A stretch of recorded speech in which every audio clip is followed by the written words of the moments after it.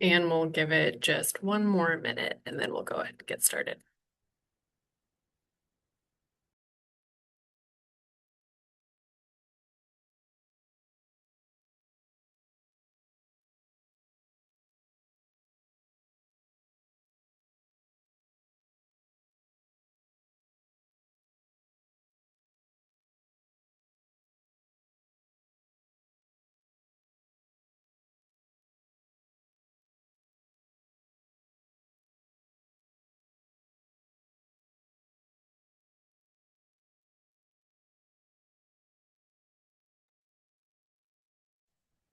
All right.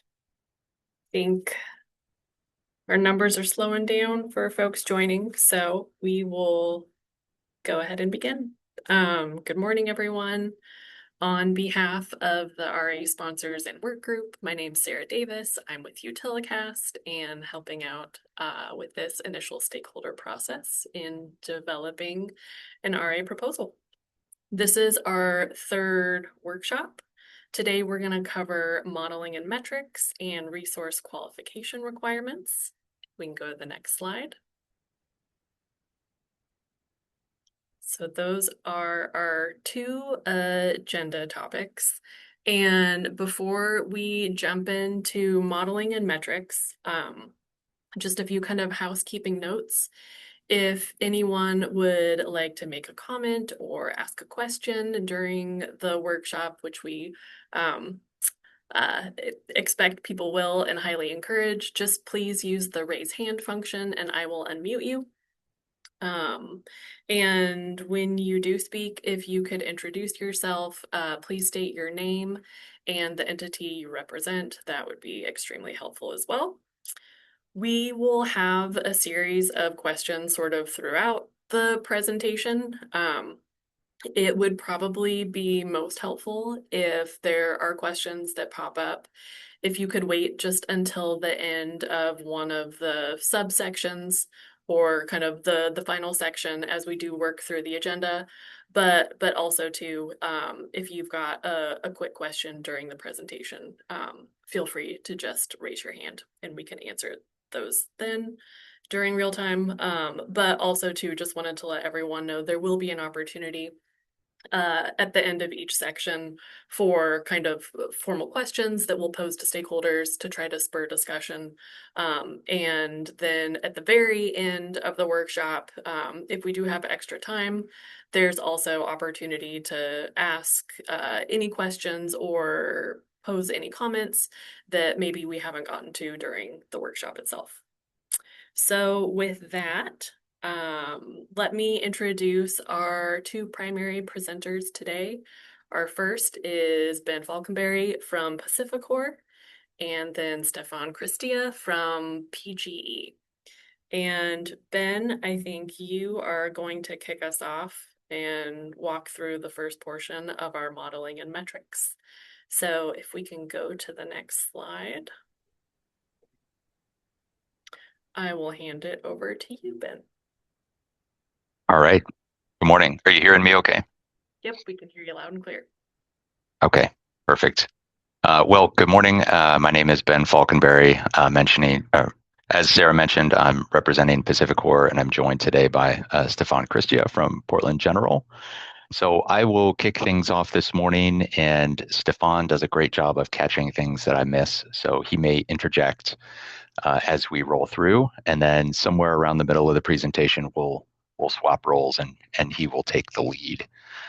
I guess I want to do a little bit of expectation setting first and foremost this morning.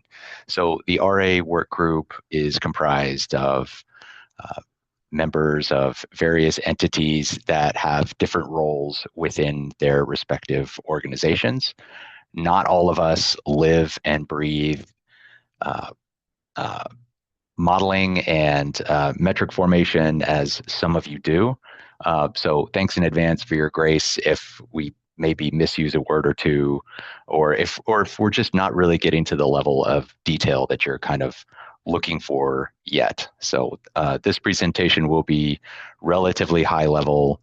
If you have an opinion or a thought or notice a contradiction perhaps that you feel is important. We'd really love to hear that at this stage and look forward to that in your comments. Okay, so let's move to the next slide.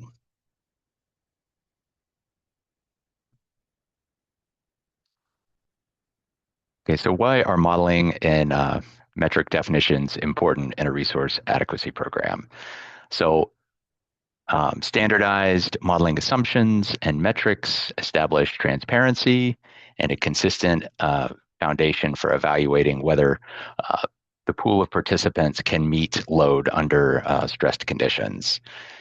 And clear modeling rules ensure that forecasts, assumptions, and metrics are applied uniformly across participants, and that supports transparency and confidence in the outputs. So resource qualification, again, it's essential to establish uniform requirements for resources so that the program has confidence and in the ability of those resources to serve load under stressed conditions. And kind of this standard framework helps protect system reliability while promoting fairness and accountability. Let's move to the next slide. So here are the places we are going to go today. As you can see, we'll start things off with the planning reserve margin, work our way through area and load modeling, generator modeling, the LOLE study itself, and then get into some PRM details. Let's go to the next slide.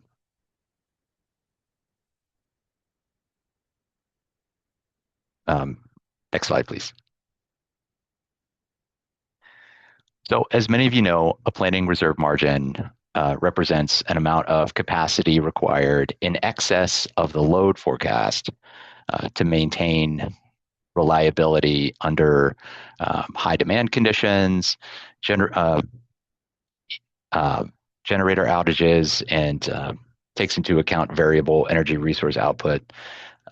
This planning reserve margin is intended to meet all of those uncertainties under an established reliability standard.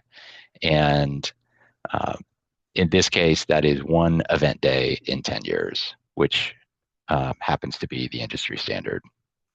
Let's go to the next slide. So this is the first of our questions that we posed in the document and we'll put in front of you now.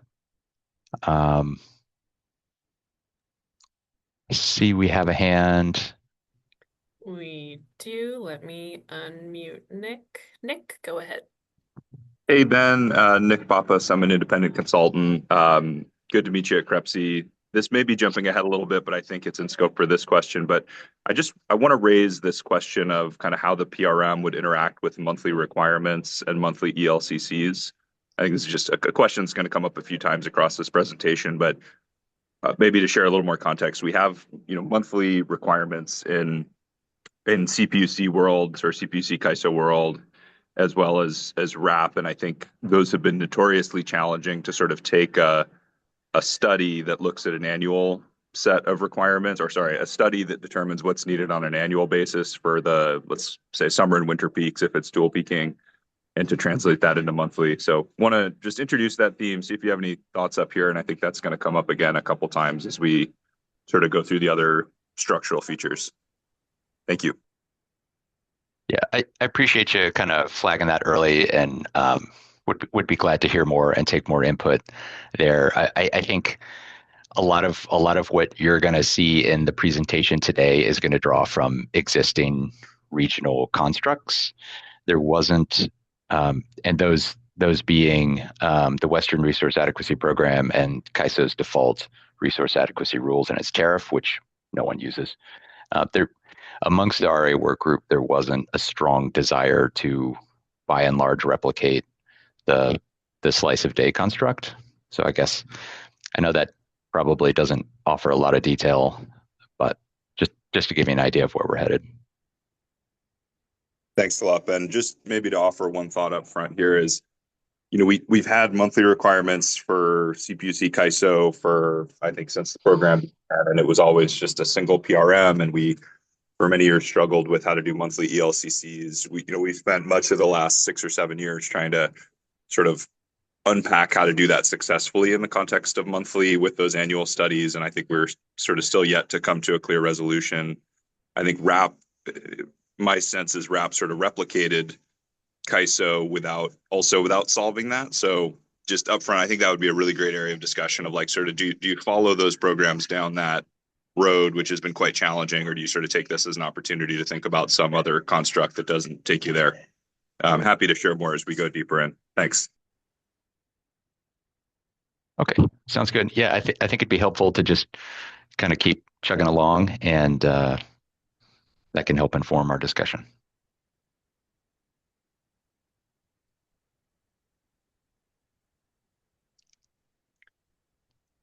All right, let's go to the. Real, Go ahead, Sarah. sorry to jump in, but yeah, before we sort of move to the next design element, any other thoughts on this question? And again, if thoughts crop up as we move through this presentation, please raise your hand, but just wanted to make sure that we're not missing anyone and giving people a little time for kind of thoughts to coalesce. And I'm intentionally trying to string out the time a little bit just in case any hands pop up. All right, seeing none. Keep going, Ben. All right, let's go to the next slide. Moving on to area modeling. Let's go to the next slide. So to kind of set the stage for the LOLE study, looking at the footprint of potential participants, we felt it was appropriate as a starting point for discussion to assume perfect deliverability within the entire program footprint. However, I should be very clear, we're talking about LOLE study, not individual participant transmission requirements. That's something separate and will be covered in a separate workshop. However, with this kind of assumed perfect deliverability starting point, the RA work group does want to make data-informed decisions to inform next future iterations of proposal language. And so we are recognizing that there is probably a need for a connectivity and transmission constraint study to assess whether transmission limitations kind of would require us to define load zones or something like that. So perfect deliverability would be assumed in the LOLE study. And Ben, could you remind us what LOLE stands for? Loss of load expectation. Thank you. Sorry, did we not spell that out in an earlier slide? I think we talked about it in the last workshop, but just to jog memory. Okay.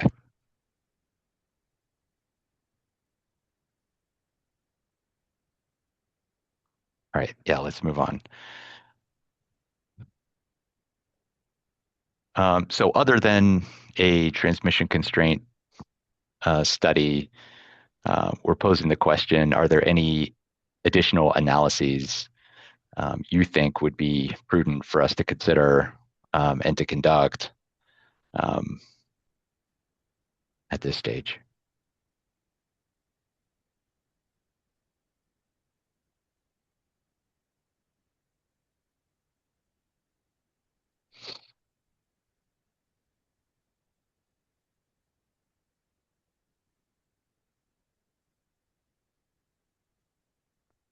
Okay.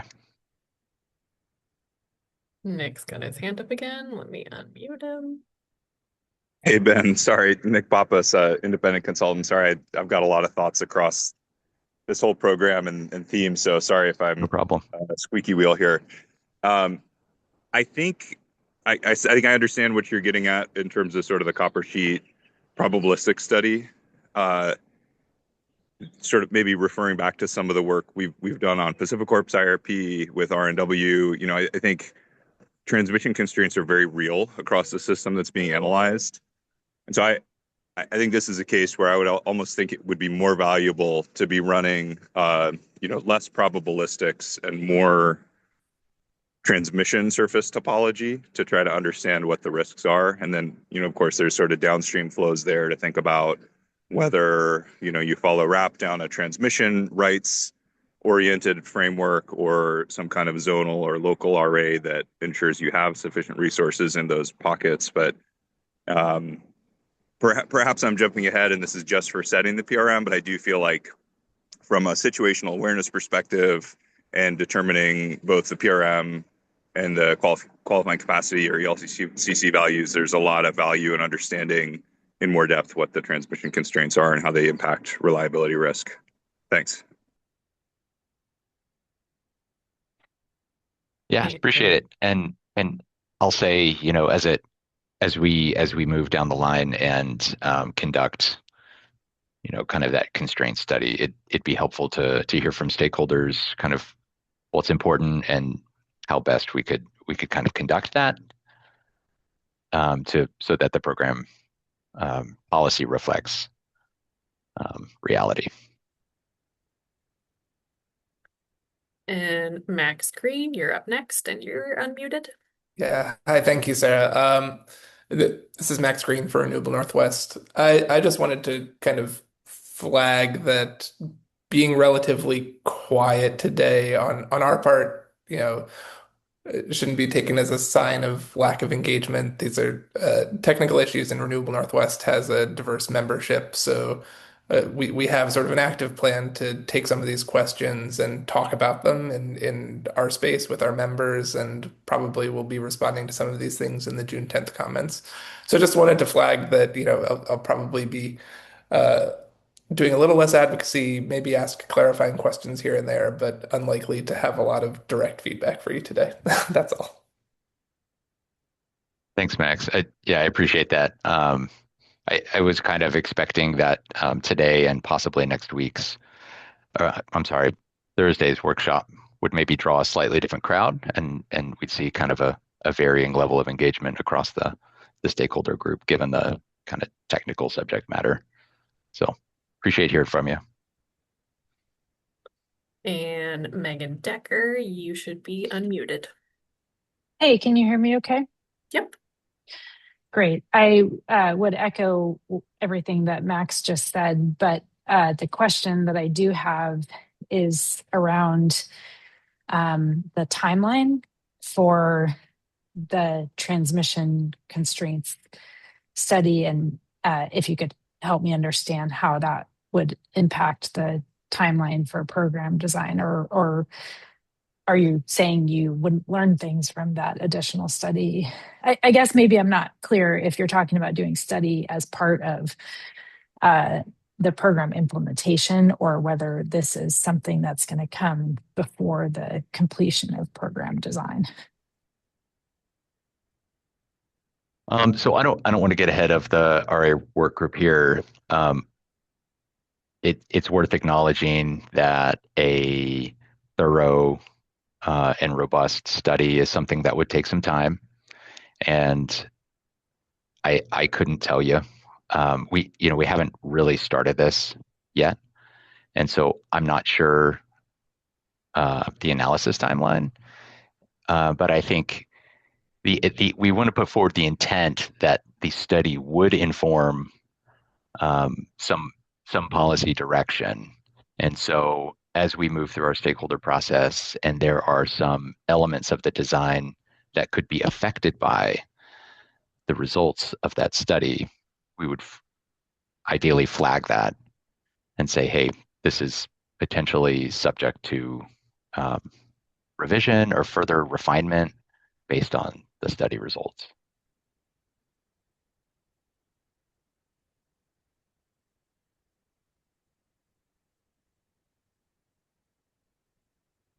Hey, Ben, just this is Nick Pappas again. I just wanted to clarify, and apropos of Max's comment, I'm speaking today just as an independent consultant who's active in RA programs across the West, and sort of seeing this as maybe a fast-moving train and trying to provide constructive, real-time workshop feedback. So haven't coordinated any positions with any clients, and I don't, hopefully didn't say anything that's crosswise with R&W, but want to just flag I'm just speaking as someone trying to help you guys think through this with the context of having worked a fair amount on CPUC, KISO, and RAP over the years. Thanks.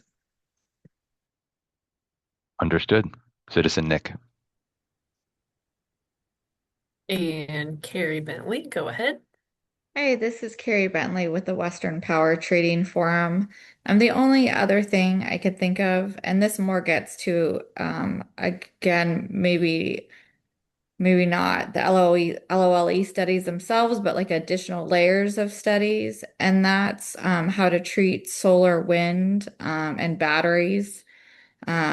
Often those are adjusted after the fact to create zonal requirements. The KISO has to do that in high battery areas. They actually end up having to limit the amount. And you could either do that kind of on the demand side or the supply side. So I think making some of those decisions up front, how, extremely use limited capacity will be treated in the LOE study, probably will then determine whether you have to have specific zones if you have high renewable pockets. Okay. Thank you very much. All right, Brian Turner, you should be unmuted. Thanks. Hi, folks. Brian Turner, Advanced Energy United.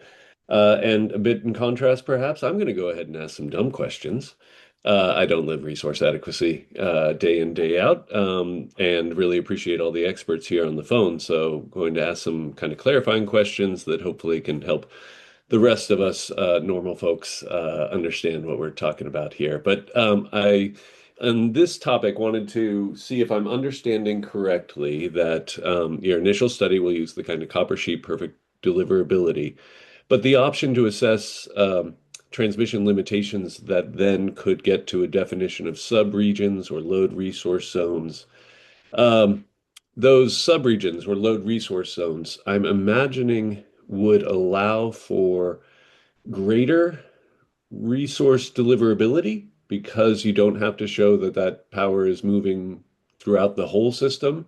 It could just be being delivered to its local subregion, and the constraints in between those regions then are not as much of an issue. And am I understanding the implications of that correctly?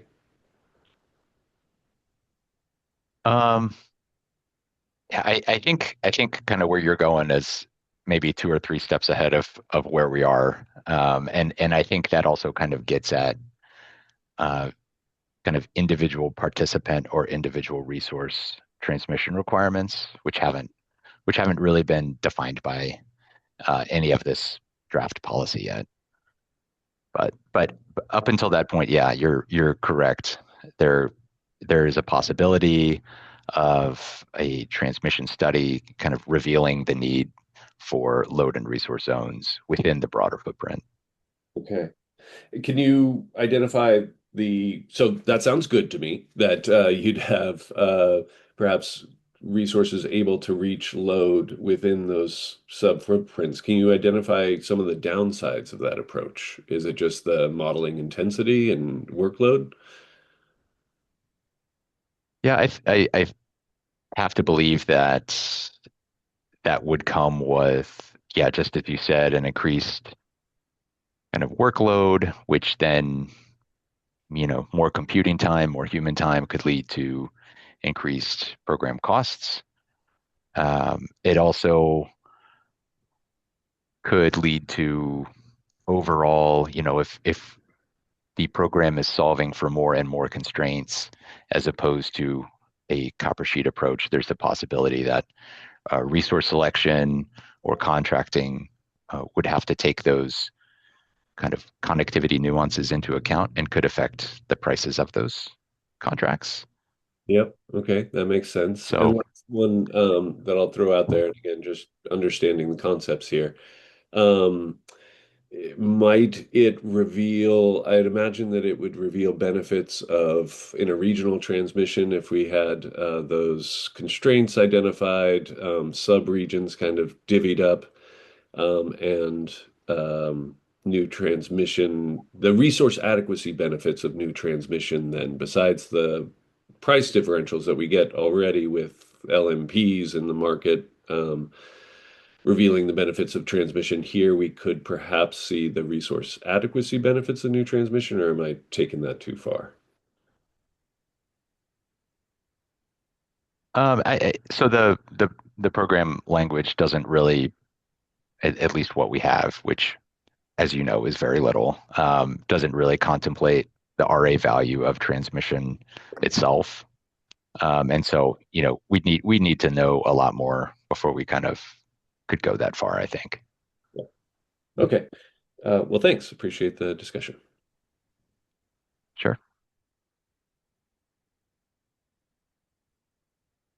Ben, I don't see any additional hands up.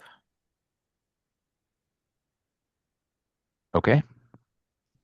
I think we can go to the next slide. And then the next slide.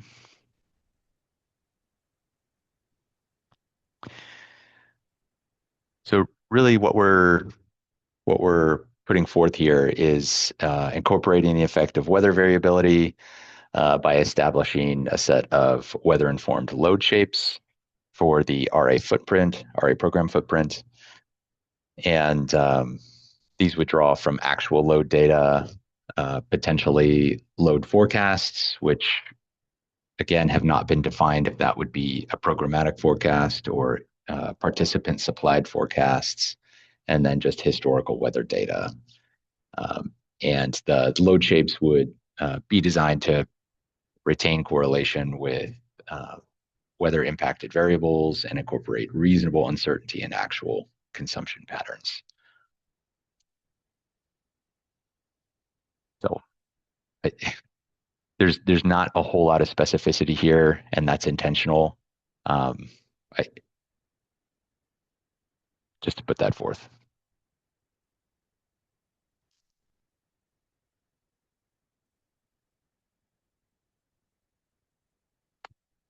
And so we pose the question, how can the avoidance of omitting or double counting of load be addressed in load modeling for this analysis?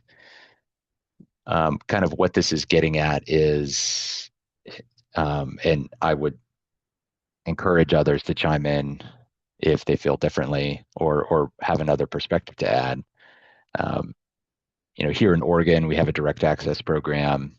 Some LSEs are embedded in a BA's load, and that load can shift between energy service suppliers, or it can shift back to the utility itself. And so I guess we're kind of wondering how to tackle that, and then any other potential regional issues we're hoping to draw out.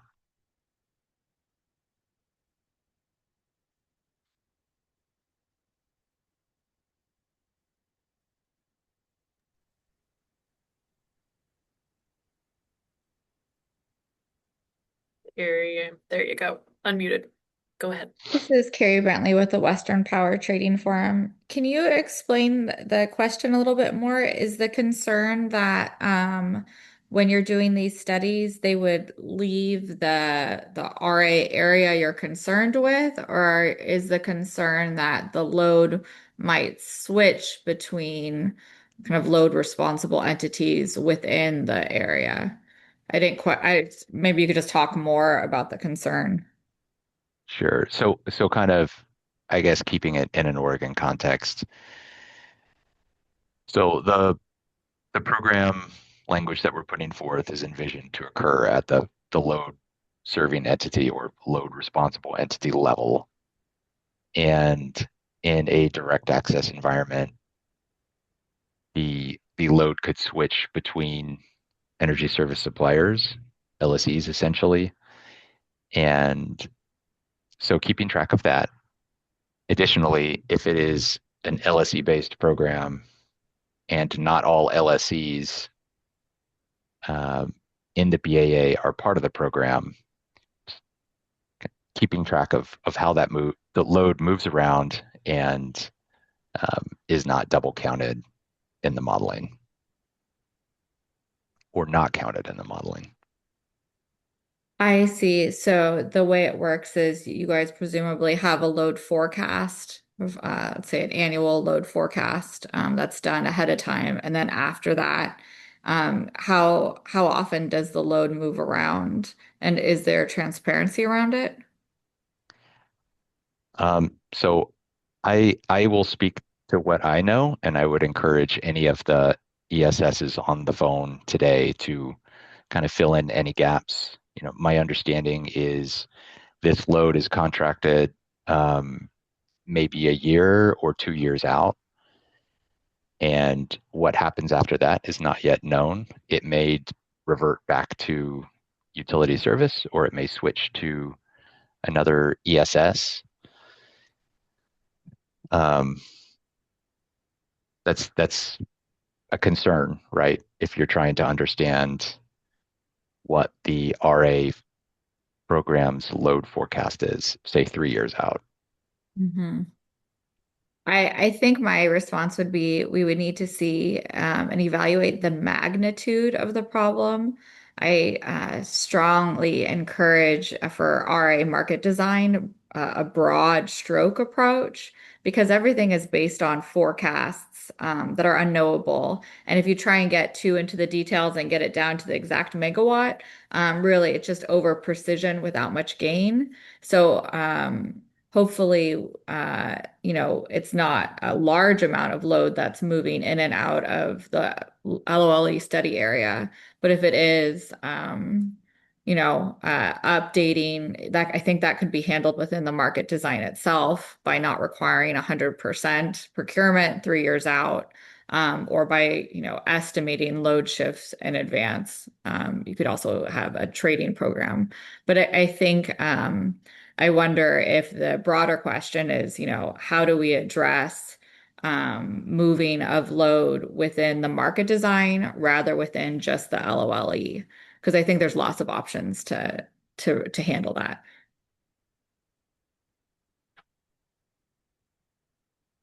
Okay. Does that make sense? Like there's different market Yeah. design. Yeah. Okay. Good. Yeah. And we're certainly not intending to um, kind of chase our tails either, right? Understanding that more precision and more activity means more costs, and there needs to be a balance, right? So Yeah. Thanks. thank you.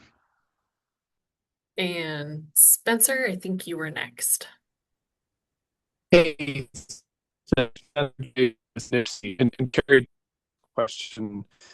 I think that question's getting better described the ESS situation in Oregon, just to capture the idea that there are elements of this program sketch so far where responsibility for sharing information or taking in protection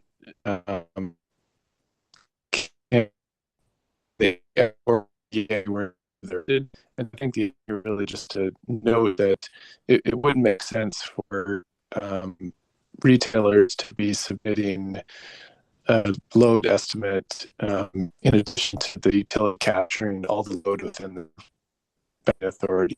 Don't know that. And we really didn't get deeper than that in the accounting. Spencer, you were breaking up a little bit. I think, though, we roughly caught the gist of what you were trying to share.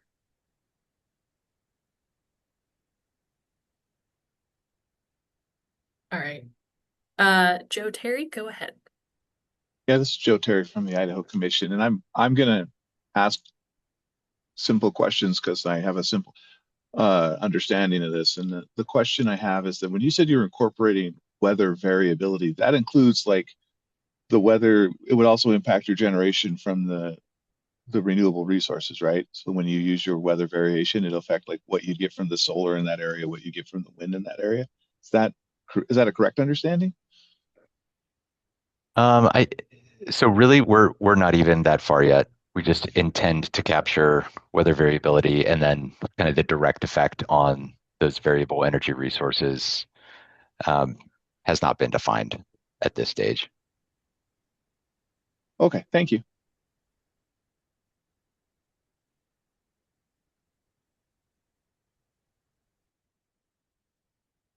All right, Ben, I don't see any additional hands going up. So I think we can probably go to the next section. Okay. And this is where I'm going to hand things off to Stefan from Portland General. Thanks, Ben. My name is Stefan Krista from Portland General Electric. Thanks, Ben, for setting up the stage, and Sarah. And thank you all for the engagement today. So first section I'm going to go discuss is the generator modeling for the LOLE study. And then I'm going to be covering a couple more sections, then hand it back to Ben a little bit later in the presentation. So if you can go to the next slide, please. So how we are proposing to model in this first consideration design document the resources in the LOLE study. Going to go through each of these types of resources and give a little bit more detail in addition to what we have on the slide. So for thermals, thermal generators would be modeled at their net generating capability based on a capability test result with an equivalent forced outage rate demand adjustment to reflect the forced outage performance. The E4D values we envision to typically be sourced from NERC GADs or other similar systems like the KAISO AMS, for example, and using proxy averages where needed and be based on a 5-year history that will be updated annually. For the LOLE study, the planned outages would not explicitly be modeled, so resource units are generally assumed to be available unless on forced outage. Wind and solar, these resources will be modeled using operational and, where needed, synthesized profiles tied to historical load and weather patterns. Profiles would draw on available operational data, weather inputs, and other plant characteristics, while maintaining correlation with system conditions and capturing the output uncertainty of these types of resources. We are proposing to, as an initial take, to be modeled as a single aggregated resource using operational data whenever available and creating synthetic data when gaps occur on that operational data. So for wind, the synthetic profiles would be developed by correlating recent performance with historical peak load profiles. And for solar, these synthetic profiles would be developed using irradiance and weather data. Next would be run-of-river. So run-of-river resources, we propose to be modeled as one aggregated resource using a combination of operational and synthesized flow-based profiles. The operational data would be used where available, and again, if gaps would occur in that data, synthetic profiles would be developed by correlating the historical performance of these types of units with peak load conditions. For storage hydro, this resource we envision to be modeled in the LOLE study using the monthly capacity values that are derived from the capacity assessment methodology. And I will say that this capacity assessment methodology for storage hydro is still under development. We do not have a proposed method. We have some concept of what we would look into, but not a clear methodology that we proposed. Next would be demand response programs, and the characteristics of these programs would be provided by participants, and these resources will be modeled as flexible, high-cost resources that are dispatched. Last, to reflect real or world operations. And the dispatch priority may vary based on participant inputs and DR programs are not currently proposed to include any forced outage assumptions. External capacity. These represent transactions with counterparties that are not participating in the regional array program. So firm imports and exports would be modeled as hourly generators with no forced outage assumption on imports. Behind the meter resources would be reported by participants and would have to be controllable and dispatchable. They would be modeled as generation in the LOLE study with parameters and outage rates that will be based on equivalent resources that are not behind the meter. For contingency reserves, the LOLE study approach would shed load to maintain the required contingency reserve when calculating the loss of load events. And the LOLE study would follow NERC updates to contingency reserve requirements to ensure that we stay consistent with the applicable regulation from NERC. The list of resources here, you'll notice it's missing batteries, and this is not intentional. We did discuss this within the RA work group, but we missed adding the battery assumption on the presentation and the consideration design document. But high level, we would envision batteries to be modeled as energy limited devices that will charge and discharge in accordance with their equipment specification. More detailed modeling and assumption regarding batteries will have to be developed, and we are looking forward to stakeholder feedback and thoughts on this modeling. You can go to the next slide. So these will be some questions that we are posing to the group here. Are there any resource types missing that should be part of the generator modeling?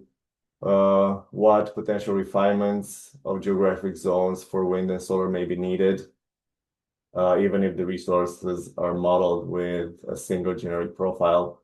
And how should aggregation be defined? Is it by participant, by zone, by program footprint?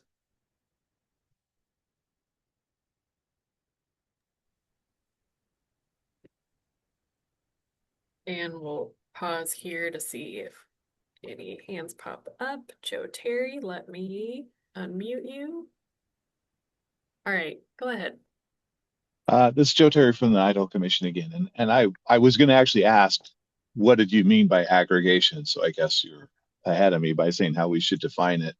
And I would assume that it's got to be by zone or by footprint, because especially when you're talking about wind and solar and such, you know, the weather changes dramatically between areas. And so while it might be windy one place, it won't be another. The sun same way. That was my answer to that one because I was going to ask about it. So. Yeah, and I would be aligned with that. So thank you for the feedback there. All right, Colin Smith, you're up next. You can go ahead. Thanks. I wanted to ask if you could provide more details about the difference between modeling for demand response resources and behind the meter resources that are dispatchable. Like, kind of what are the difference between those resources? And are you going to be modeling if these are, the BTM resources are dispatchable and treated as generation? Are you going to be assuming those resources are exporting back to the electrical system? And really quick, Colin, would you remind us which entity you represent? Apologies. Yes, I'm with LEAP. We're a demand response aggregator based in California. Thank you. Thanks. Thanks, Colin. I think this goes a little bit beyond of what we have thought through or developed so far in this initial proposal for consideration. There are differences between behind the meter resources and demand response programs. But on in terms of modeling, I think we need to take a closer look at those differences in how we should be thinking about the different modeling between the two. This is Ben. If I may add real quick, we certainly recognize, even if we're not kind of hitting that nail on the head here, that loads with behind the meter resources could potentially be treated differently in an RA construct, right? And that kind of depends on whether or not the generation can export to the grid, how much control the host BA has over the generation that's behind the meter. I think the group is certainly open to kind of varying treatments, kind of depending on the flavor of each case.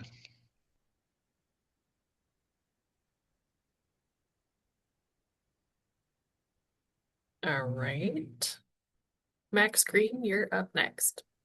Thank you, Max Green for Renewable Northwest. Just for now, just responding to the first bullet. So the things that jump out at me, and apologies if I just missed this, are I have been hearing there's some real potential for scaling enhanced geothermal. I'm not sure whether that fits into thermal the way you've characterized it, or if that needs its own sort of resource profile. And then similarly, for storage, uh, just worth thinking through whether the paradigm you've outlined applies to some of the emerging storage tech. I know the 100-hour iron air storage is also potentially scaling in the region. I know there's some commercial interest in compressed air energy storage.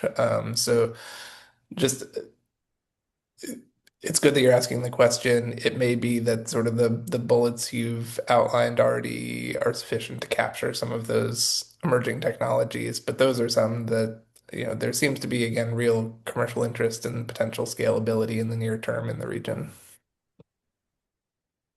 Thank you. Thank you for the feedback. Yeah, these are all very good points, and we will be looking into that going forward.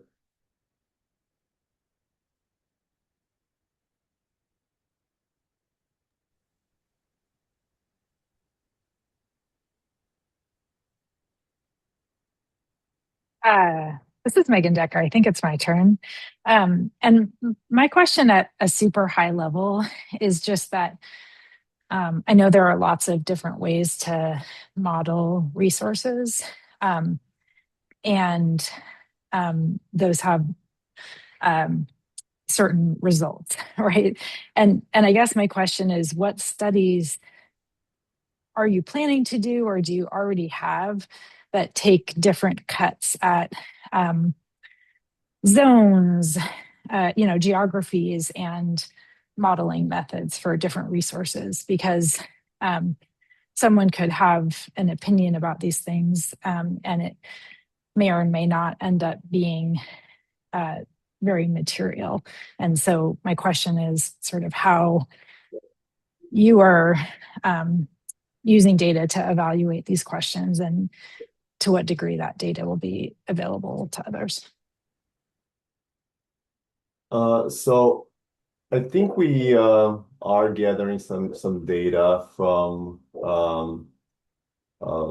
our sponsors in the work group to run some analysis on that might inform some of these questions on the geographic zones for wind and solar, and then the timing of that is I would say maybe uncertain right now, but there is some activity on that front. For an initial, so with that study, we're trying to respond to some of these questions. But I guess that would be a discussion for a next series of workshops when we have those findings available.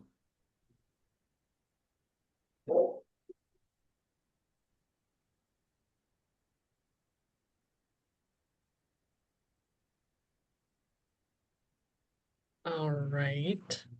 Brian Turner, I think you're next. Go right ahead. Thank you. Brian Turner, Advanced Energy United. I had 2 points or comments or questions, not sure.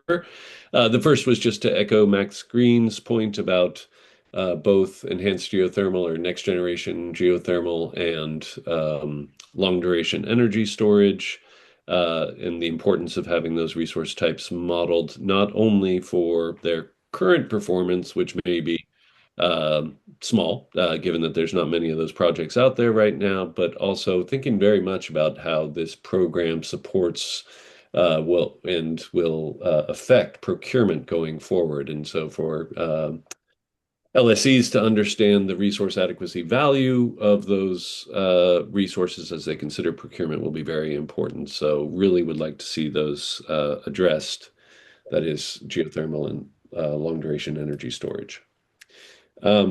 My second point had to do with aggregation.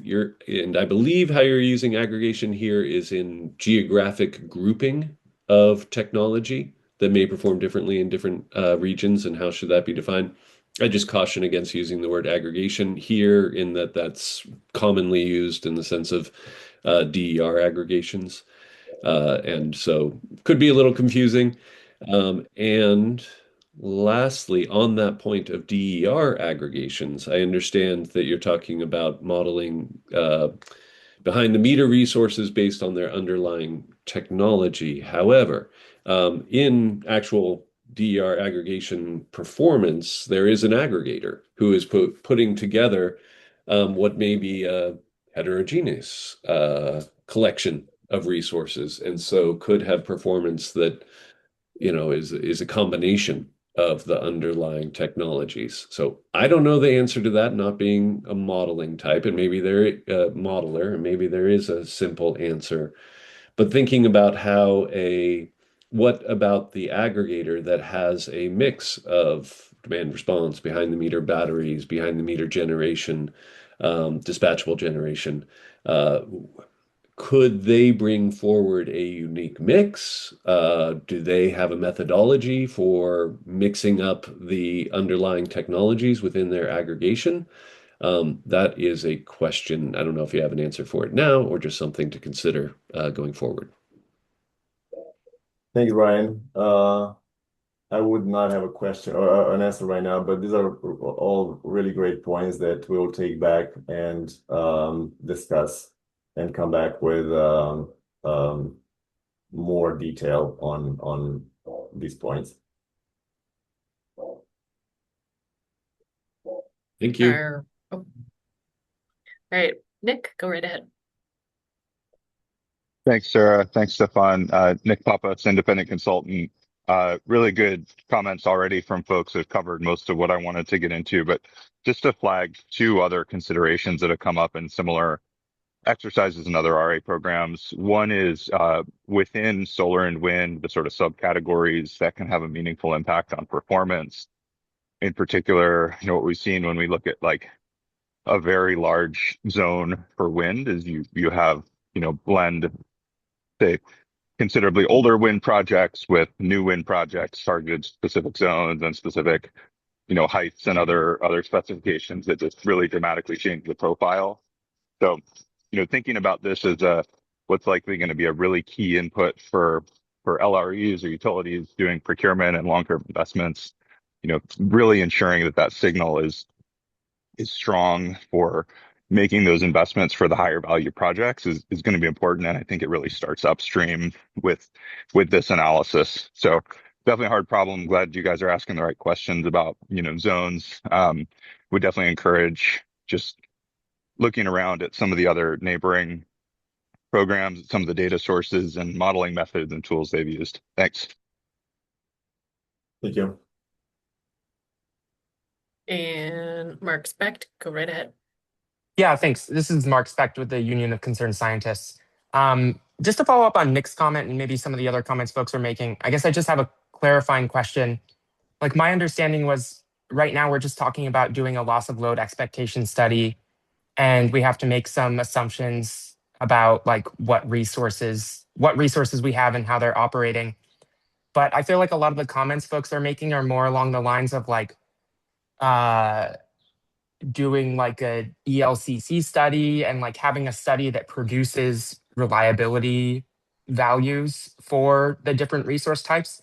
And I just want to confirm that is not the intention of this LOLE study that we're talking about right now. I assume we would have like a much more thorough conversation later on about resource accreditation when that time comes. Because I think a lot of the questions folks are asking kind of are getting at or thinking about resource accreditation here. Am I right in understanding we're just talking about the LOLE study? Well, I think that's a very good point. But I think the geographic zones would play a role in both the LOLE study and the accreditation for specific resources. So the aggregation here is at the LOLE study stage, but there will be questions around zones and how those should be reflected in the ELCC study as well.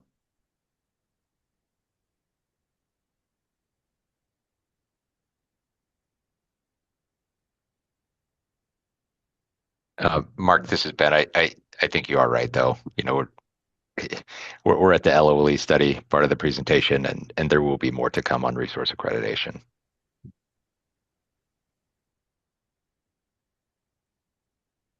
All right. Nick, go ahead. Hey, Nick Pappas again. I just want to chime in. I think Mark's question was a really good one, and I guess one maybe question or comment back around this theme is, even though we're talking about high level study and high level kind of pillars, as we've seen this play out in other programs and other reform initiatives, I mean, I do think these pillars become really important decision variables that constrain the downstream steps. So data inputs and geographies, as Stefan said, I think really does become at least a very important precedent that takes a lot of effort to sort of revert and change. So I think as I've shared some of the other thoughts around things like, is it a monthly design? Like it does feel like this month of May is where a lot of that cement is starting to dry. So Stefan, Ben, others, if that's not appropriate, if that's not kind of the intent of these workshops, let me know. But I think that's why I wanted to be a little more vocal up front in this moment where things seem to be moving quickly. Any context on kind of how you're observing that process development would be helpful, I think, to guide sort of how all of us engage in this process over the next few weeks. Thank you. Thanks, Nick. Well, I would say that I appreciate the engagement, and I think any comments, questions about these modeling or these design elements that we're putting forward um, is great to hear the stakeholders' thoughts. And we're also looking forward to comments that we would take into account when we are moving forward with the next stage of this program. Nick, this has been use the cement analogy. I've previously used the clay analogy over the course of the summer and into the fall. Throughout this whole process, we're looking to gather input to shape the clay or mold the cement or whatever analogy you want to use, but totally intend for that to remain wet throughout the process and still malleable, even at the end, as whatever comes out of this will ultimately be handed off to the row, who may further conduct stakeholdering or shape what was given to them. So I don't think folks should view the month of May as the land of missed opportunities if they can't make a workshop or whatever. We're aiming to collect stakeholder input and revisit topics later that need it.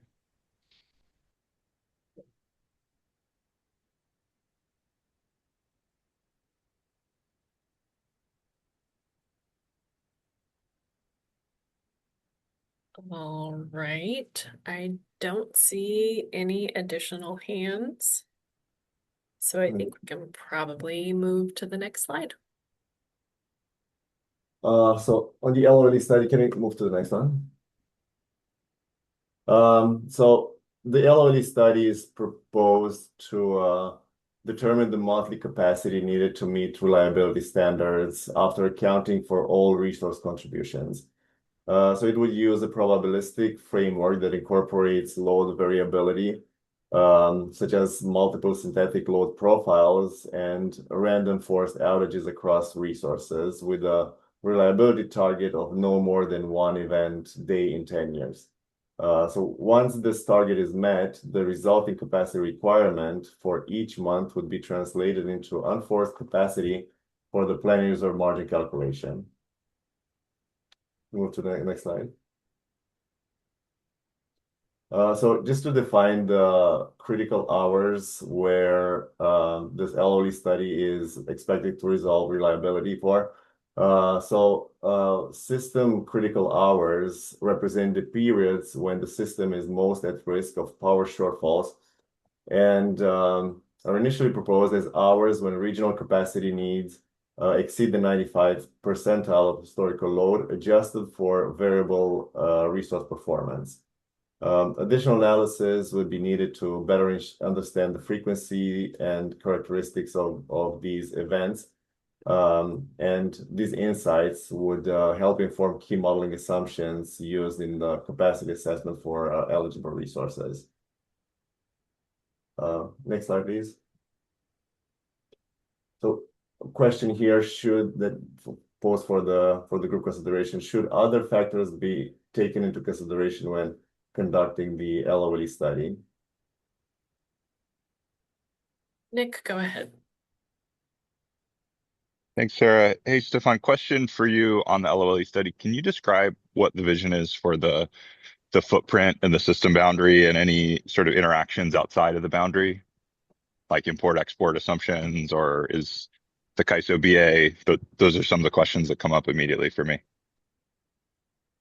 So I think the footprint would be the EDEM array footprint where the EDEM BAs participate, and the assumptions around imports and exports, those are not fleshed out at this time, but I think we are open to feedback, and if there is connectivity and there is market access and transmission capacity to other markets, we'd consider those within the modeling. But again, we have not reached that level of detail. Thank you.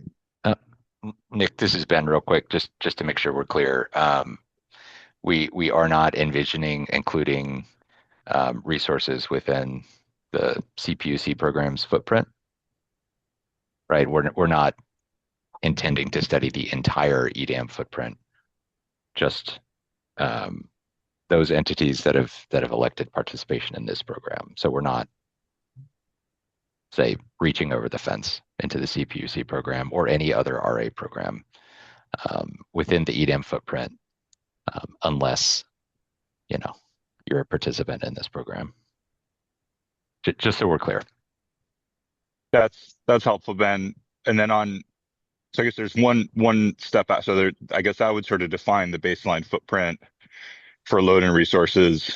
I think one thing that has been coming up in other RA programs is either assumptions around generic imports that might come from external zones, or I could see in even in the context of California, POUs participating, perhaps some of their RA fleet comes from KISO resources or vice versa.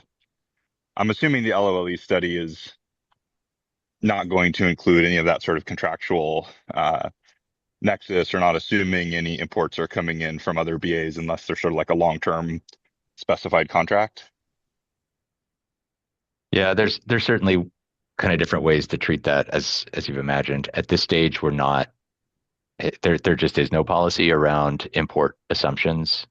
I think that's an area where we'd want to have a lot more discussion before kind of landing on a draft policy, but encourage you to kind of provide thoughts and maybe even pros and cons to a couple of different approaches that the region has tried out in the past.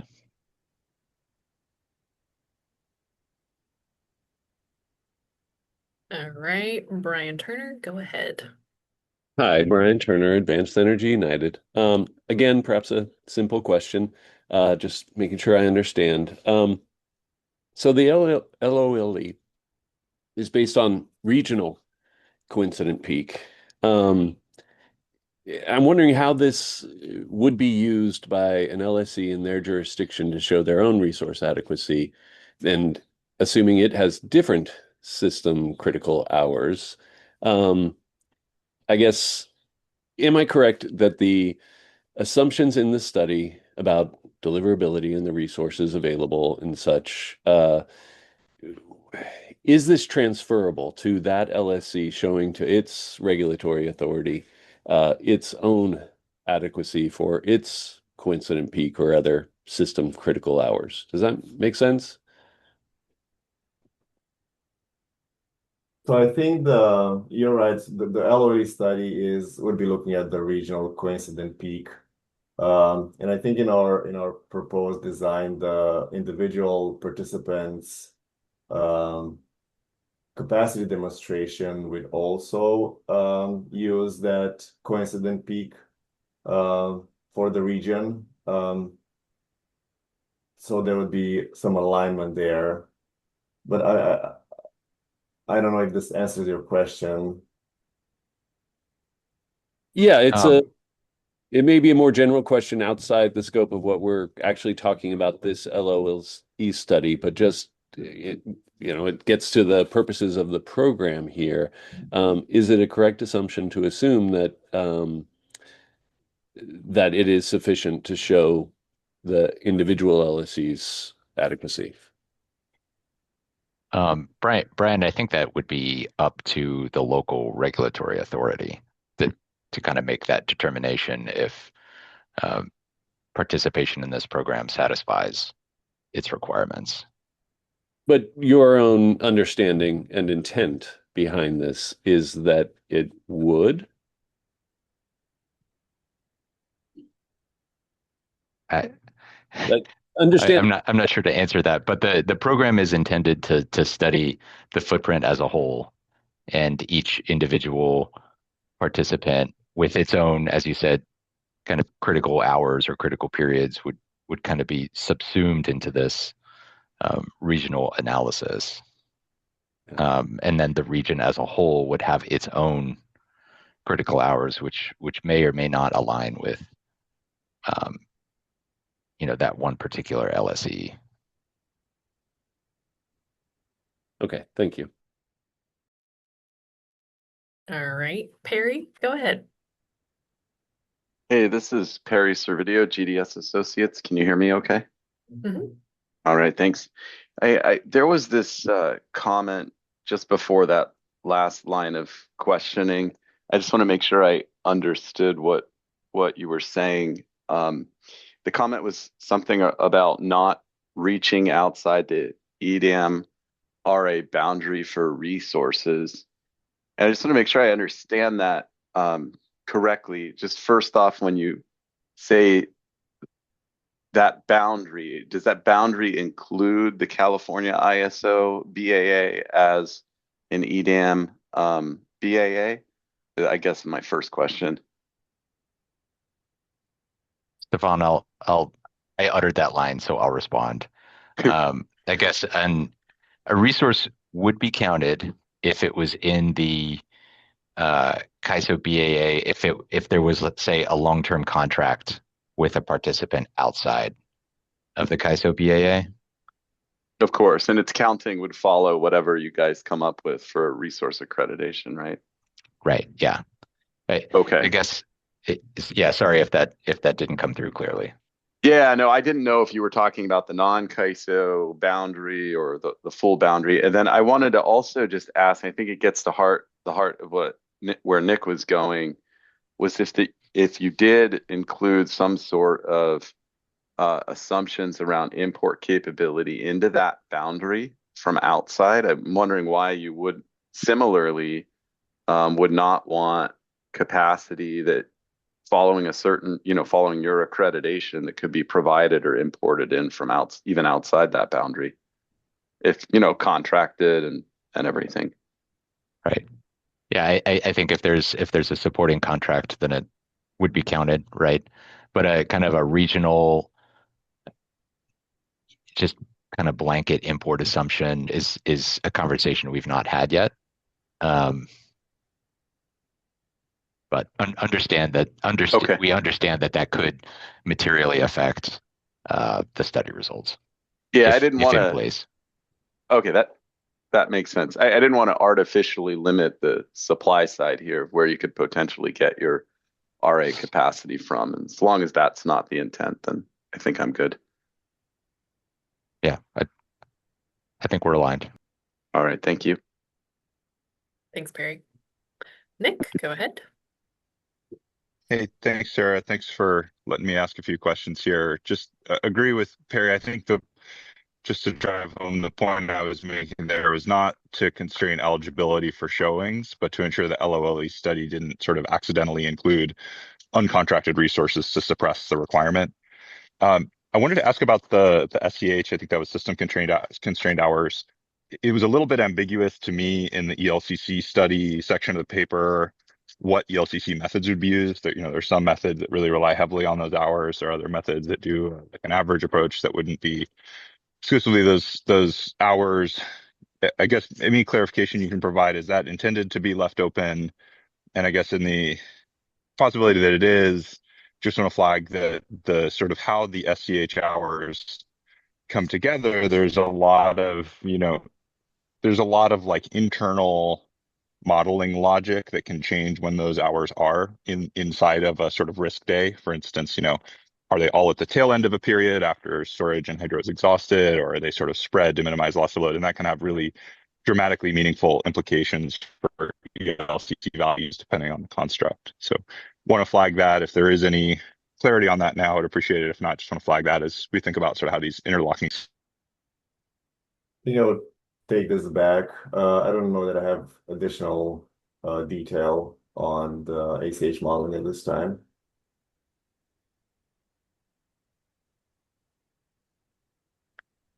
Thanks, Nick.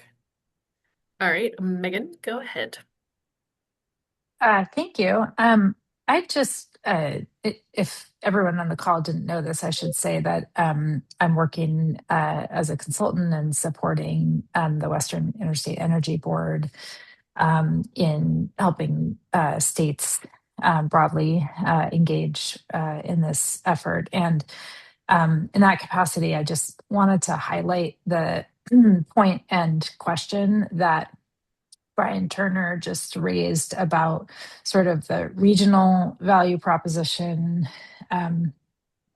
being related to, but ultimately distinct from the individual regulated entity or system value proposition. And, if there's a divergence between what is needed to sort of support regional reliability and what is needed to support that individual system that the regulators kind of looking at. That's a crosswalk that needs to happen, not just because of the state's traditional way of looking at that, but also because I think the resource sufficiency evaluation that these folks are planning toward and moving into is certainly done individually, I think. So anyway, I just wanted to thank Brian for raising that and note that that crosswalk is important for the folks that I'm talking with.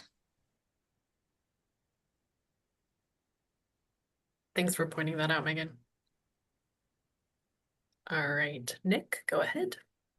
Hey, thanks. Nick Pappas, independent consultant. Sorry, I just really want to make sure I ask the questions that relate to the pillars. So one of the interlocking pillars that's come up already is sort of monthly. Any thoughts on the LOLE study? I assume is intended to be structured annually. I'm assuming the expectation is what surfaces is just summer risk. just want to confirm that and ask if there's been any thought to how that study might be used to translate towards winter reliability requirements, shoulder season reliability requirements, or I guess maybe just flag that as a really important area to develop further as we go. Thanks. Thanks, Nick. I think the study will um, kind of reflect which months are the highest risk months within the footprint. So there might be summer reliability risk and winter reliability risk, and we'll determine which are those months with the highest risk that would need to be I would say binding in the RA program, and which are the shoulder months that are not necessarily posing a significant reliability risk. So that's all to be determined from the initial LOE study.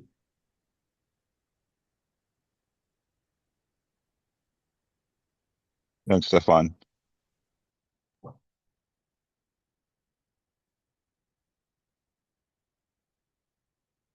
Stefan, I don't see any other hands up, so I think we can probably go ahead and move to the next section. All right, so next section is PRM calculation. So I'll be talking about the proposed approach to model the PRM. So Ben defined what the PRM is earlier in today's presentation. We'll be discussing now our initial proposal on how to calculate it. As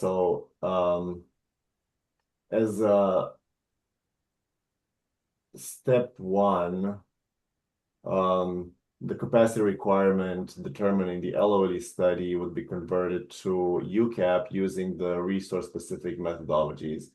So thermal resources would use qualifying capacity values determined by the program service provider, while wind, solar, and storage resources would rely on an ELCC-based value aligned with capacity or qualifying capacity values assigned to those resources in the capacity assessment study.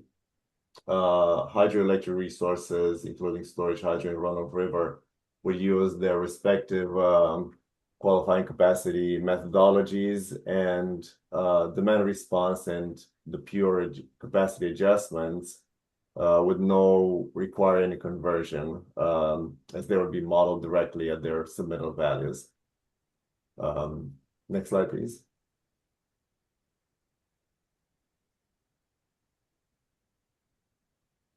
If you can move to the next slide. Oh, thank you. So step two in the calculation would be to calculate the PRM for each month of the compliance using the coincident regional P50 load forecast. So we have the formula here. PRM is the UCAP minus the coincident regional peak load forecast divided by that load forecast times 100, so the percentage.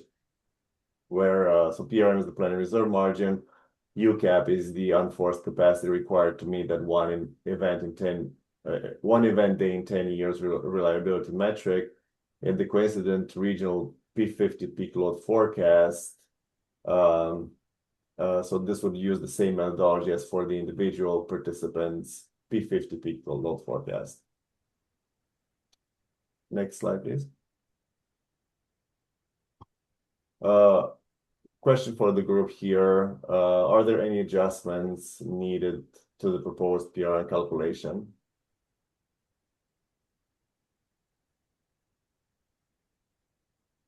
And I don't know if we want to click back to the next slide so we can see the calculation, if that might be helpful.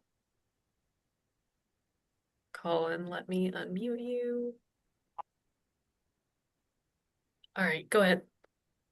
Thanks. This is Colin Smith from LEAP. I just wanted to ask if you could provide more detail on why you're using a P50 load forecast, just kind of what that entails or what that refers to, and then also, is that standard for these types of assumptions? Are there different options that were considered? How did you land on that? I think this would be the standard for PRM calculation, but I guess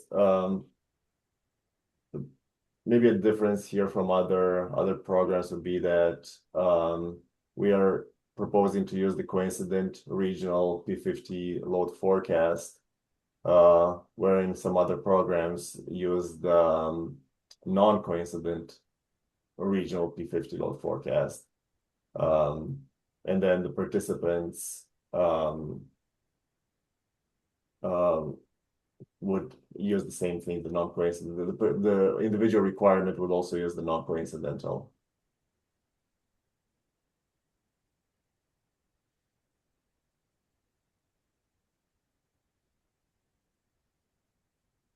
Well, I guess I'm next. Yep. Sorry. Go ahead, Doug.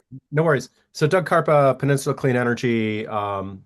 So in California, we don't necessarily have a dog in this hunt, so this is purely an academic question, like almost really on my own behalf rather than representing PCE.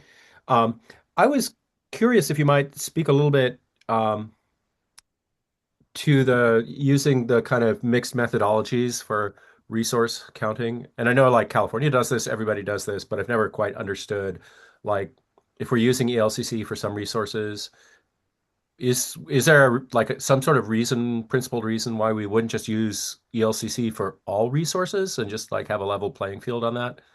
And apologies if I missed it. I've been sort of in and out a little bit, but just kind of curious what the thinking there is. Um, well, I don't know that I have that answer. So I think this is the answer for an engineer in modeling, which I'm not. So I'm not going to attempt to, but I understand there's different approaches to calculate the contribution to the capacity contribution to load. And I know there is a discussion around whether the LCC method is even a better method for modeling thermals. I think as Ben pointed out at the beginning of the presentation, we are not proposing anything like new that has never been seen in regional adequacy frameworks. So we're trying to draw from design elements that have already been used in other frameworks.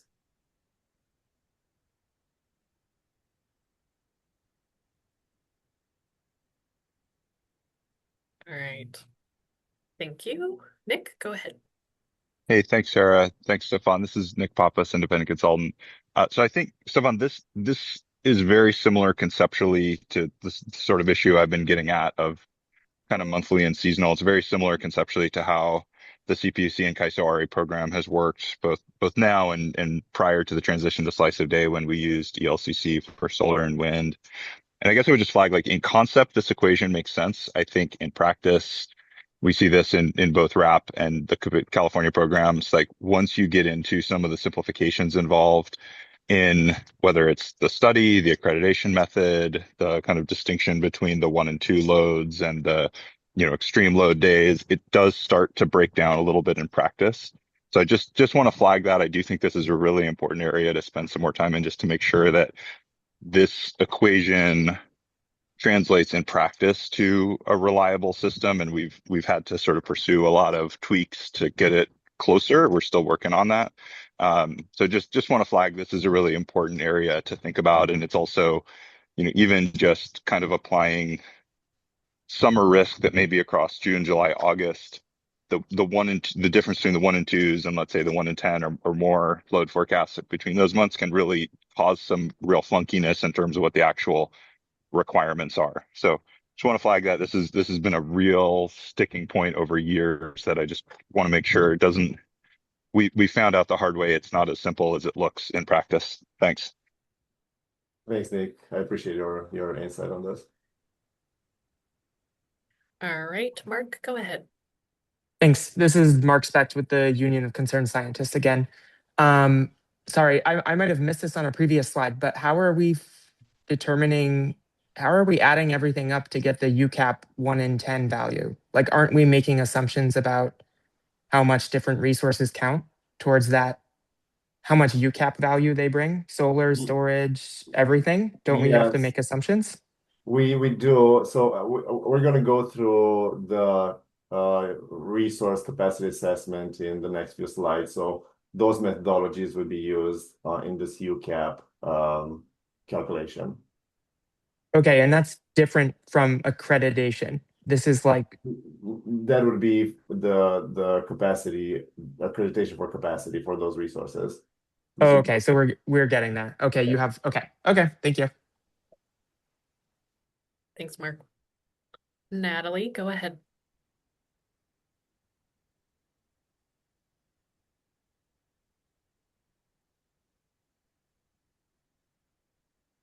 Sorry, I was muted. This is Natalie from the CPUC, and you may have covered this earlier, and I had some IT issues, but I think I had a question about the counting convention in terms of um, physical delivery, physical delivery of actual energy for across the border if a resource is accounted for differently under coincident peak, under the regional RA program. And um, I guess maybe that can be answered in the next section, but I don't know whether or not you had, kind of talked through this already. Thanks.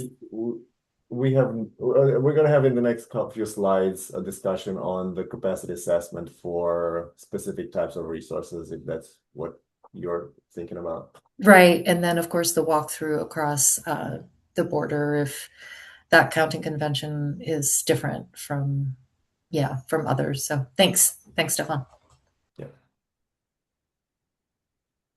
All right, and that might be a good segue. I think we've just got one more, yep, section on timelines, then we'll get to that capacity assessment. Yeah, so on the timelines, can we move to the next slide?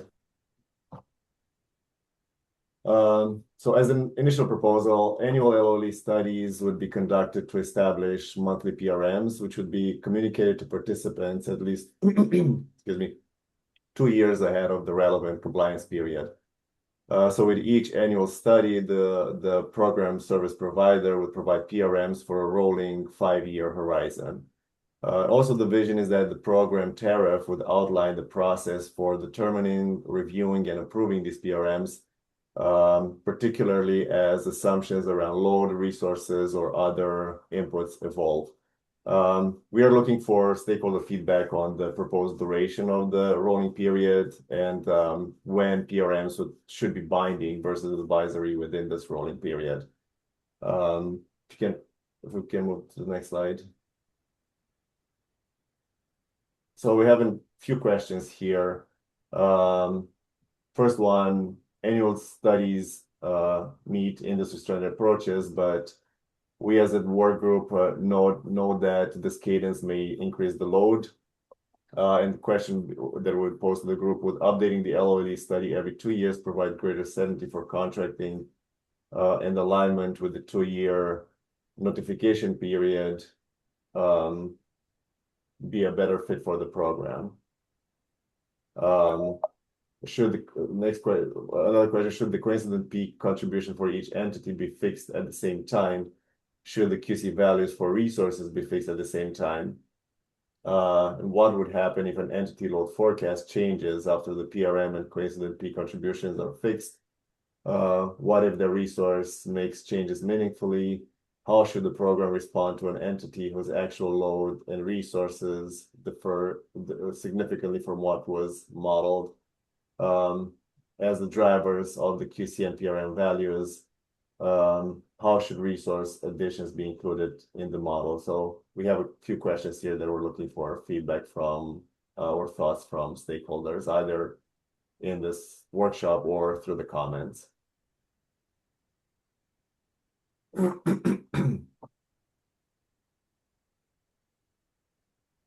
We will continue to pause to see if anyone has thoughts. Joe Terry, go ahead. Oh, I'm sorry. Let me unmute you. Okay. No problem. I'm sure other people would like me muted as well, so that's fine. I have a question kind of on that first one. I understand that workload is a real issue. And I would ask the question of the companies who know their system far better than most of us ever would. How often do you have dramatic changes within 2 years? Um, I know that most IRPs are a 20-year time frame with like a 5-year working time frame. Like this is when we have to get things done with the 5 to 10 years. So I would throw it back to the companies to ask the question of how often do you see drastic changes in your load within 2 years? Or if you had to bet your favorite dog on the next 2 years prediction, you would probably be willing to do that.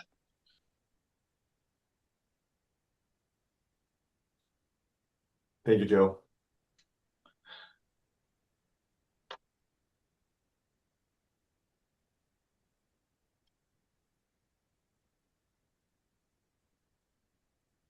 All right, without an answer on that one, then I will answer the other one that I do believe there needs to on the if there needs to be some sort of step where people are looking at their predictions and comparing it to actuals.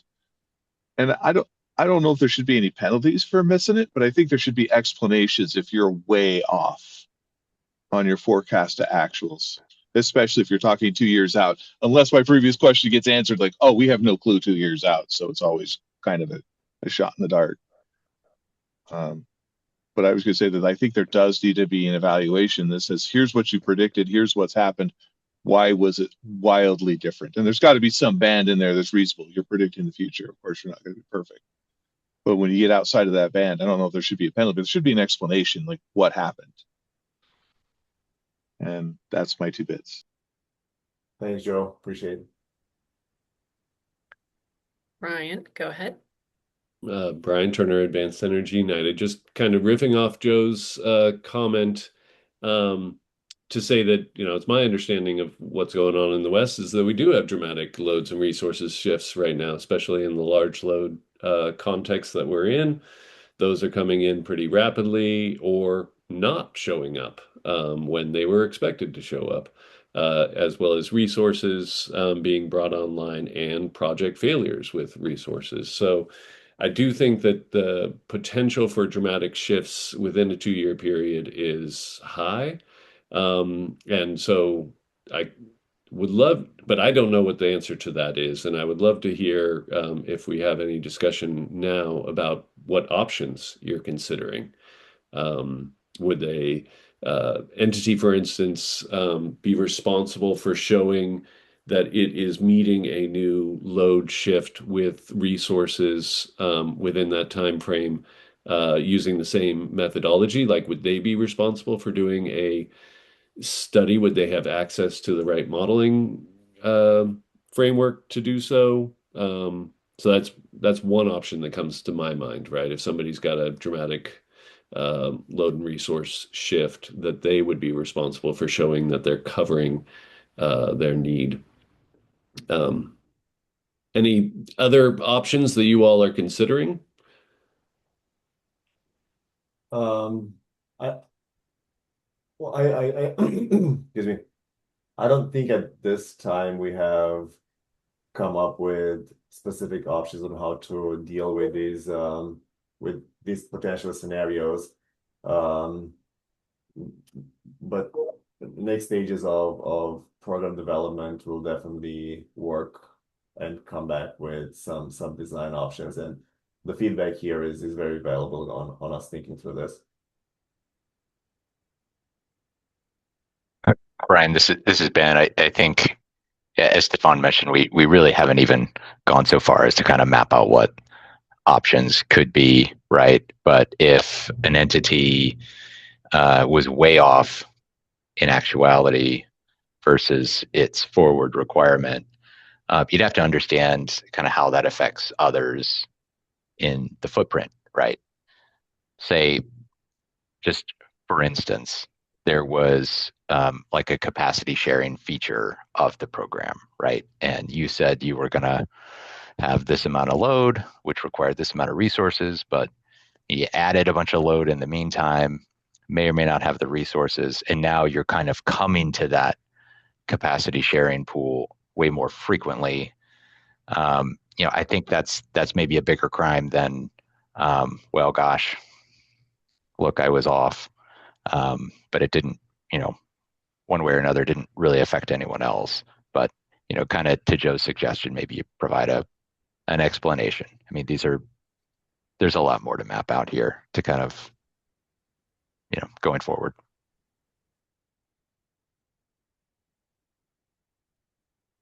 Okay, well, thank you.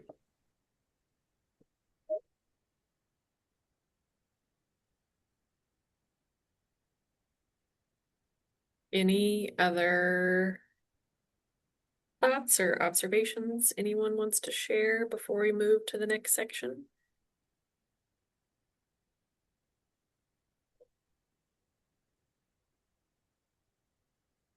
All right, I think we can go to the next slide.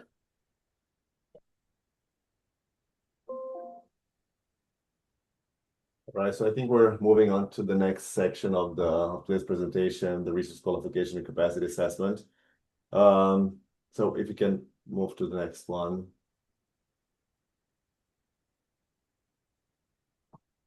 We will go over qualifying resources, resource capacity assessment, and contracts as part of this section. Next slide, please.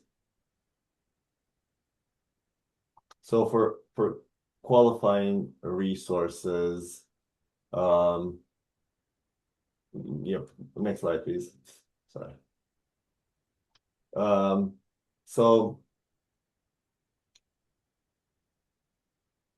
qualifying resources would include those capable of providing capacity and/or energy subject to meeting defined eligibility criteria.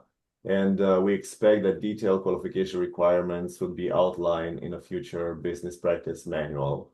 To reduce administrative burden, market operations data from the Western EIM or EDAM participation is intended to support resource registration and performance validation. And if market data is not sufficient, the RA work group expects that participants may have the option to provide supplemental data if needed to fully reflect their resource capabilities. Next slide, please. So moving on to the resource capacity assessment. Next slide. So the capacity assessment framework is intended to establish some consistent methods for determining the accredited capacity of each resource type, including compliance submittal. So these methods aim to reflect the resource's ability to perform during periods of highest system stress, especially during system critical hours. So while the methodology approach for stakeholders consideration generally aligns with other regional programs, there are areas that will benefit from further refinement, discussion, and stakeholder input. So for just to continue with specific methodologies for each type of resource, for thermal resources, those would be accredited using a UCAP methodology.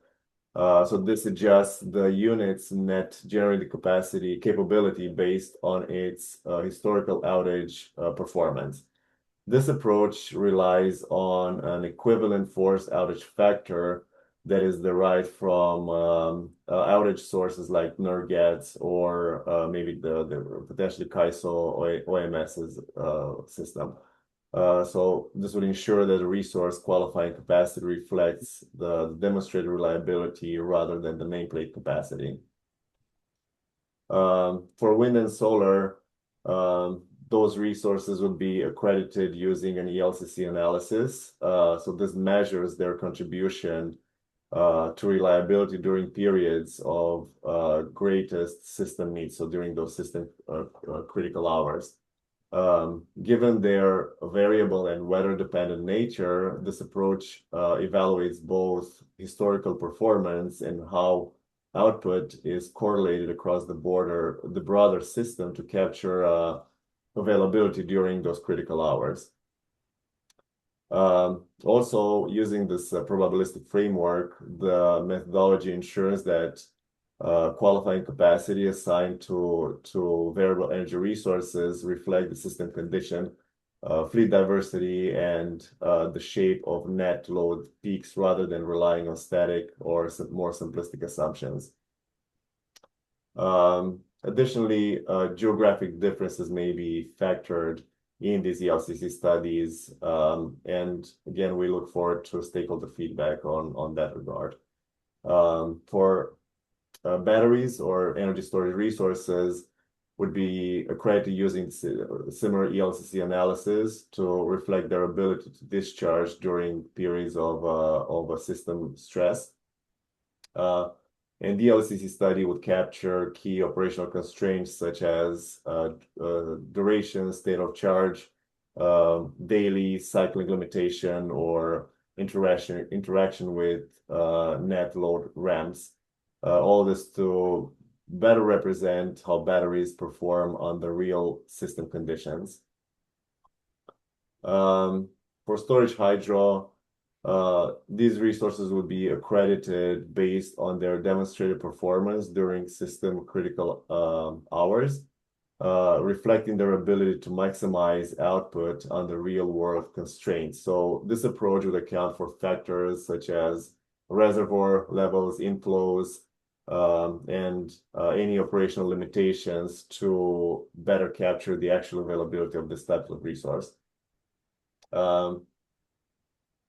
Run-of-river hydro, as an initial proposal, these resources will be accredited based on their historical performance during system critical hours over the last 10 years. Given their limited dispatch flexibility and reliance on natural river flows, this approach will provide a realistic estimate on their contribution during peak risk conditions. And it would also capture variability across hydrological conditions, which will include both drought and high flow years. Demand response, these programs would be accredited based on their ability to sustain load reductions over a defined number of hours, which would be, those number of hours would be informed by analysis of system critical hours. So we envision that seasonal QC values would be assigned for each binding period to reflect performance differences across the year. Behind the meter resources, I think we moved the slide. If we can move. I think we're maybe having a little. Sorry, guys. I don't know what happened. Give me just a second to get that back up again. No problem, Chris.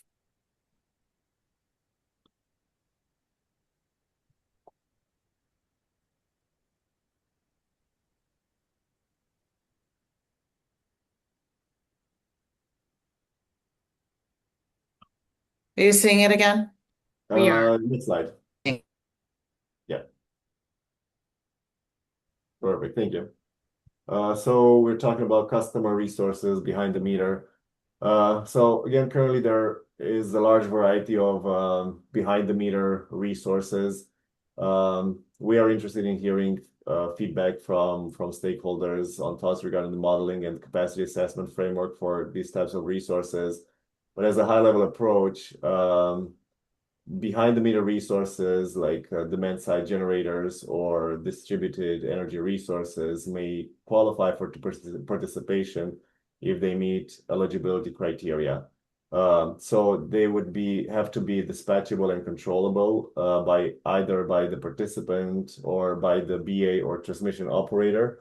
And once eligible, these resources would be accredited using the qualifying capacity methodology aligned with their underlying technology. So for example, thermal DERs would follow the UCAP methodology for thermals, or a battery distributed energy resource would follow an ELCC-based accreditation. So this would ensure consistent treatment regardless of whether the resource is in front or behind the meter. For hybrid resources such as solar plus storage, wind plus storage, or multi-resource combination, those would be accredited based on the combined contribution of each component using ELCC. and the capacity would be capped by the point of interconnection limit. This approach would ensure that the total qualifying capacity reflects the resource's true capability during system critical hours while preventing double counting. And it also maintains modeling consistency and transparency by ensuring these hybrids are evaluated consistently with their standalone counterparts. Next slide, please.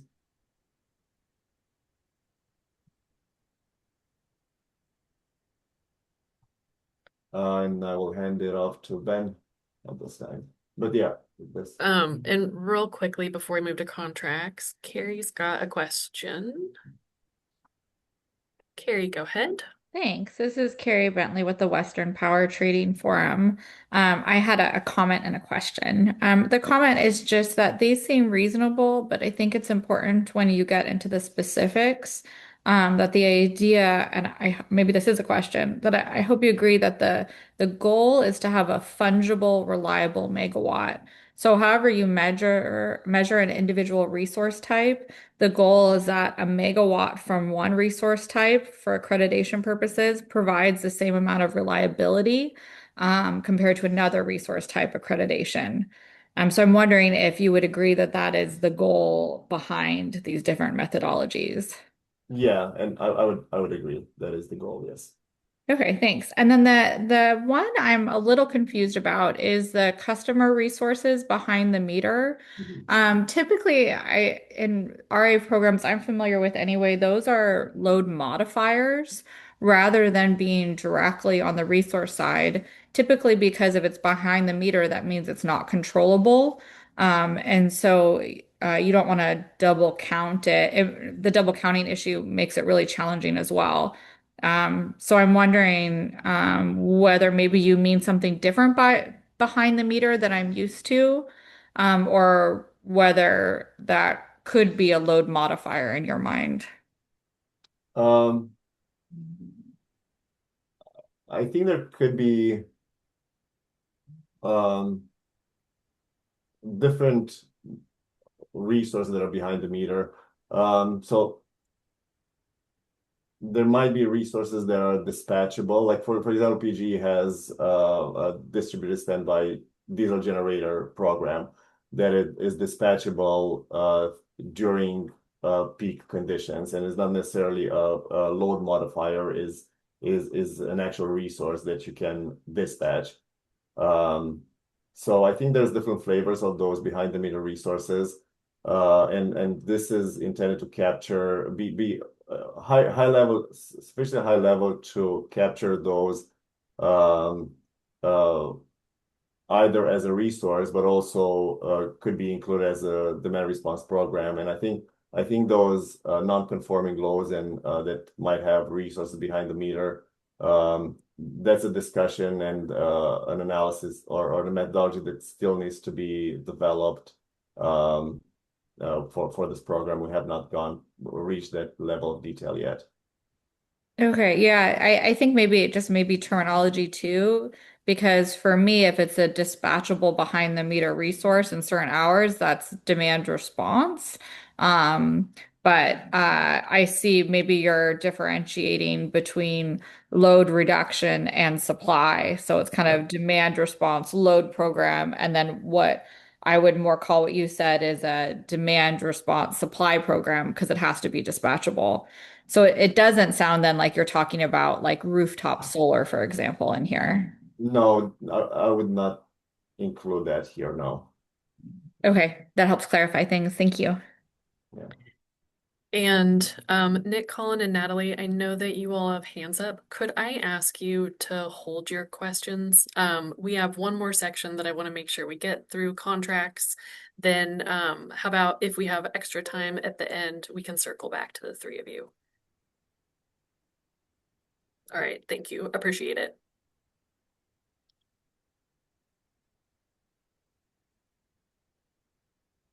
All right. So this is back to me. I'm gonna go rogue here for a second and maybe consult with Sarah on the fly. given that this topic is one that folks are going to be very interested in, and looking at our 8 minutes left on the clock, I'm wondering if perhaps we should find another workshop to put this contract section into and allow folks to kind of engage more robustly, and maybe the folks who just put their hands down, if they had questions on Stefan's content, maybe allow them to go ahead and ask that now, and then we can close out here before the top of the hour. I think that is an excellent suggestion. That sounds great. So for everyone, we will push contracts to our next workshop on Thursday. But yes, I think, let's see. I think Nick, you were next in line. Great. Thanks, Sarah. And Ben, thanks for that pivot. I know given how much you and I and others have talked about contracts on Pacific Corp calls, somebody tells me we'll need more than 7 minutes. I just want to say, Stefan, thanks. This is, I think, a very good high-level starting place on accreditation. You know, there's dozens of sub-bullets that are going to need to get filled out under each of these to sort of make this functional, more than, there's time to get into here. But it would be great to understand sort of at what point would it be useful to talk through the details. And I think a lot of those details have a lot of important knock-on effects for other program design elements. So I'll just flag one of these. We see really shifting dynamics with resources, both, solar, wind, storage, hydro, DR, as the system shifts over time. That has really big implications for things like the PRM and the resource needs. So thinking about accreditation design elements that stabilize and reduce rapid, substantial, or unpredictable changes to the PRM is really important. Just want to flag all of these things fit together. And so, yeah, would love the opportunity to go deeper with you all and some of the considerations here that can bring some stability and predictability to the program, which I think is a really important element to link this up with planning and procurement. Thanks. Yeah, thank for the insights, Nick. And again, we look forward to comments, and we're capturing the discussions during these workshops so that the next iteration of a proposed design would include more detail around each of these types of resources and the design elements in general. All right, Colin, go ahead. Hi, this is Colin from Leap. I agree that the distinction between demand response programs and behind the meter resources is a little fuzzy to me. Best as I can tell, it seems like demand response programs are meant to refer to programs that just reduce load, whereas behind the meter resources refer to things located behind the meter, but that can generate power or send power back to the grid. And so my question is twofold. First, would behind the meter resources include aggregations of those types of resources that can send power or generate power behind the meter? And two, would these resources receive qualifying capacity for power that they can send back to the grid, not just that would be used at the site? Yes. Well, again, these are a level of detail we have not got to, but I would envision that if you have a bunch of behind the meter resources that you can aggregate and dispatch to the grid, that those resources would be analyzed, and the capacity of those getting like qualifying capacity that can be used for program capacity requirements. So you would assume that as supply in your portfolio stat. Can I ask a question about that, Stefan? This is Natalie Guishar from the CPUC. So, are you saying that anything that is exported beyond the utility meter gets a qualifying capacity under this construct?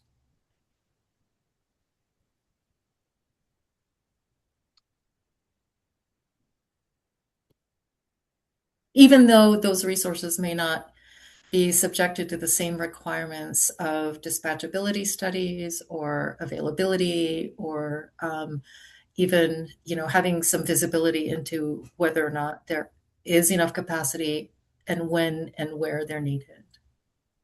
So I think I would take this back and within the RA work group would look at developing more detailed um, design elements for these types of resources because I don't think I have all the answers at this time. And also it's not something that we have within the group discussed in sufficient detail to be able to address this right now. Yeah, fair enough. I understand. I think those were just some of the considerations that I would suggest, be considered. So I had a few questions, and these may have already been answered, Stefan. So apologies if, again, I'm asking for a second time. But so will there, I guess, in under the counting rules, will there be, I guess, if a subset of generators are counted under one regime, and then they've all and another and an IOU voluntarily joins the regional RA program. So will, I guess, the generators be required to only follow which regime would they be following, and would those rules be the primary ones for how capacity is sold and accounted for? I guess that's what I'm trying to figure out. Your generator, and then so whose rules do you follow? And do those regional RA rules set the requirements for how capacity is bought and sold?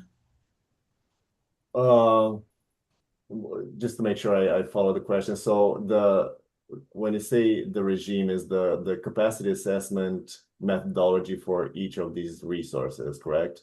Right, right. So I think when a participant joins the program, um, these capacity assessment methodologies would be applied to their portfolio stack as well, because I think we want all resource types to have a consistent methodology so that no resource is counting more capacity than another one if it's the same type of resource. Okay. Yeah. And if that generator, for example, were to sell their capacity to an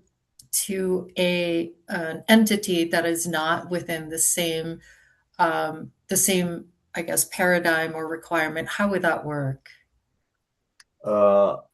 Yeah, I do not have that detail, but I think so. If you're selling the capacity of a resource, that resource is no longer part of your capacity demonstration for the program.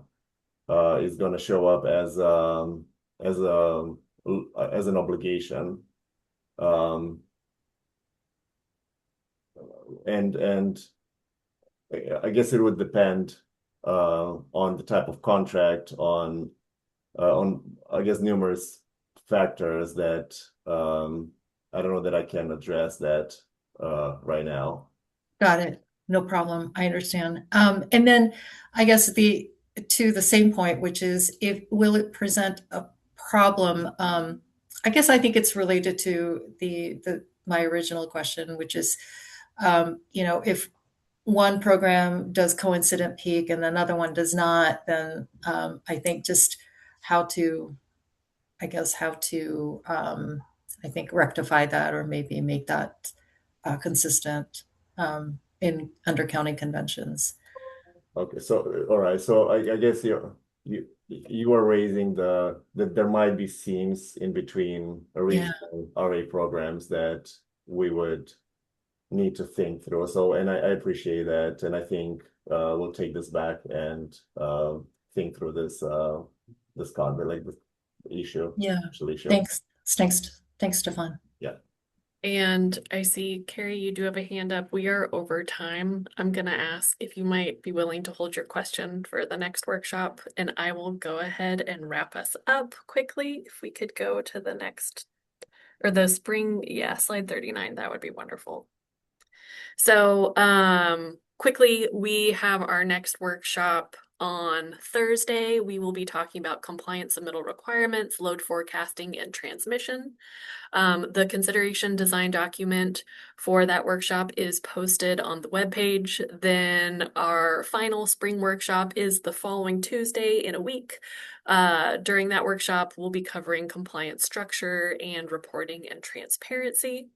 Again, just a reminder, comment period deadline currently is June 10th. Really appreciate all of the verbal feedback, the questions, thoughts, everything that was posed during this workshop. We also ask, please, as much as possible, submit those in written comments. It's a wonderful way to help us capture that and make sure we're understanding all of the feedback that we're receiving accurately. Next slide.